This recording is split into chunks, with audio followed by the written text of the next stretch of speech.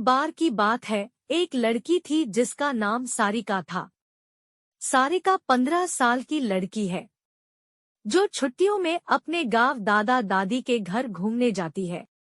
सारिका जब अपने दादी के घर पहुंचती है तो उसके दादा दादी अपनी पोती से मिलकर बहुत खुश होते हैं। पर ये बात किसी को नहीं पता थी कि जल्दी ही इनकी इस खुशी पर ग्रहण लगने वाला है। सारिका का कुछ दिन तो उसके गांव में बहुत अच्छे से बीता। फिर एक दिन सारिका अपने सहेलियों के साथ गांव के बगीचे में खेल रही थी। सारिका खेलते खेलते आम के पेड़ को देखती है। उसके बाद वो अपने सहेलियों से कहती है, चलो न आम तोड़ते हैं। सारिका ढेले से आम को तोड़ने की कोशिश करती है और उसका ढेला आम पर लग भी जाता है, जिससे आम गिर जाता है। पर आम गिरते हुए थोड़ी दूर मिट्टी में दबे एक पोटली के पास चला जाता है। सारिका जब आम लेने वहां पहुंचती है तो उसे पोटली का थोड़ा हिस्सा उसे दिखाई देता है। वो सोचती है कि क्या है ये सोचकर वो पोटली बाहर निकल लेती है। उस पोटली को खोलकर देखती है तो उसे उसमें कंगन मिलते हैं जो बहुत पुराने दिख रहे होते हैं। सारिका को तो पता भी नहीं था कि ये कंगन उसकी जिंदगी का सबसे भयानक हिस्सा बनने वाला है। वो कंगन उसे अपने और आकर्षित कर लेता है, जिसकी वजह से वो उस कंगन में अपने घर लेकर चली आती है। घर आकर वो ये सारी बातें अपनी दादी को बताती है और वो कंगन भी दिखाती है। फिर दादी ने जो कहा वो सुनकर सारिका डर से कांपने लगती है। New horror stories in Hindi. दादी कहती है कि वो पोटली कोई आम पोटली नहीं थी, वो एक चुड़ैल की पोटली थी। तुमने ये कंगन उस पोटली से निकालकर उस चुड़ैल को गुस्सा दिला दिया है, वो तुम्हारे पास जरूर आएगी। सारिका डरते हुए दादी से बोलती है, मैं समझी नहीं दादी, वो क्यों और कैसे आएगी?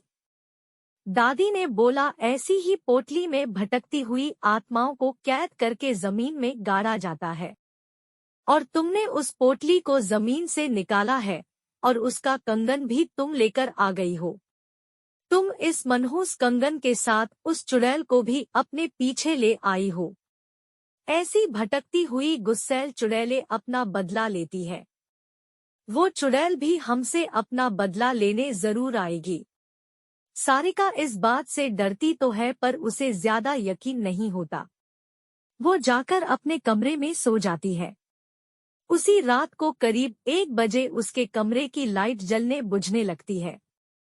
सारिका की नींद खुलती है तो देखती है लाइट नहीं है। वो अपने बिस्तर के बगल रखे टेबल पर पानी पीने के लिए मुड़ती है। तभी वो देखती है कि टेबल के पीछे कोने में कोई औरत बैठी है, जिसकी आंखें एकदम लाल है और एक तक उसे ही देखी जा रही है। सारिका चिल्लाते हुए अपने दादी के पास जाती है, पर दादी के कमरे में दादी उसको नजर नहीं आती। वो बरामदे में जाती है तो दादी उसको जमीन पर गिरी मिलती है। सारिका अपने दादा को खोजने जाती है पर उसके दादा उसे कहीं नजर नहीं आते। जब वो पूरे घर में अंधेरे में खुद को अकेला पाती है तो डर के मारे बेहोश हो जाती है।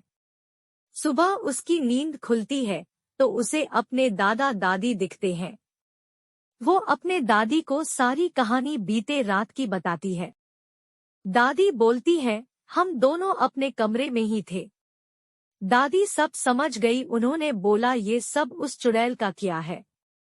वो कंगन उस पोटली में वापस रखना होगा, वरना वो यहाँ से नहीं जाएगी।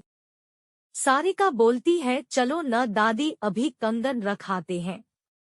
दादी बोलती है, नहीं, उस चुड़ैल से पीछा छुड़ाना है तो तुम्हें अकेले ही, वो भी रात में जाकर उस कंगन को वहां रखना होगा, क्योंकि वो तुम्हारे पीछे है। सारिका हिम्मत करके कहती है, ठीक है मैं जाऊंगी। दादी ने बोला, ये सब वो चुड़ैल इतनी आसानी से नहीं करनी देगी। इसलिए दादी ने उसे रात में जाने से पहले एक मंत्रों से युक्त ताबीज उसके हाथ पर बांध देती है। अब सारिका रात होने के बाद अकेले बगीचे की तरफ निकलती है। थोड़ी देर बाद उसे किसी के रोने की आवाज सुनाई देती है। पर दादी ने कहा था वो चुड़ैल तुम्हें अपनी तरह आकर्षित करेगी। तुम उसकी तरफ ध्यान मत देना, वरना वो तुझे अपने कब्जे में कर लेगी। एक बार उसने तुम्हें अपने कब्जे में कर लिए तो फिर कोई कुछ नहीं कर पाएगा। वो तुम्हें मार भी सकती है। सारिका इस बात का ध्यान रखते हुए ईयरफोन लगा लेती है और गाना सुनते हुए चलने लगती है। तभी कुछ दूर जाने पर उसका मोबाइल काम करना बंद कर देता है। फिर भी वो चलती रहती है और उस पोटली के पास पहुंच जाती है। तभी उसे महसूस होता है कि पीछे कोई खड़ा है। पर दादी ने कहा था उसकी तरफ मत देखना, तो वो नहीं देखती है और डर की वजह से वो पसीने से लथपथ हो जाती है।